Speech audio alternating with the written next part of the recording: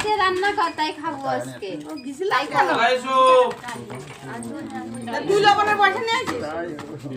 আমিও তো মাত্র রেশন থেকে বাড়ি আসলাম। দেখো রেশন থেকে চাল, ময়দা, লবণ এগুলো দিয়েছে আজকে।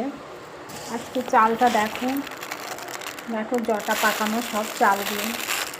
আজকের চালগুলো অন্য দিনের তুলনায় খুবই খারাপ অবস্থা। তবু যাই হোক, মা লক্ষ্মী যা হবে তাই ভালো, একটু বেছে খেতে হবে। আর দেখো যেটা সব থেকে খারাপ লেগেছে আর কি, দেখো আজকে রেশনে লবণ দিয়েছে 500 করে লবণ 10 টাকা।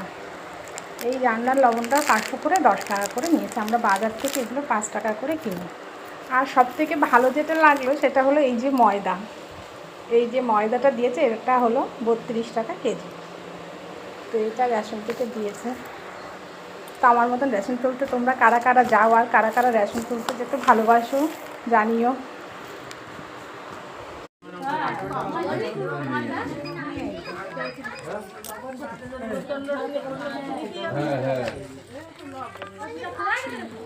এত ব্যস্ত হলে হবে? তোমরা তাহলে বাসন দোকান থেকে কি করে না ওদের 1 কিলো প্যাকেট তুলতে না তো? আর আমরা জানো কোন জায়গায় রেশন তুলতে গেছি? সে হাট খোলা দিত তো। হাত খোলাই ছিল না, আমি ঘুমাই গেছিলাম।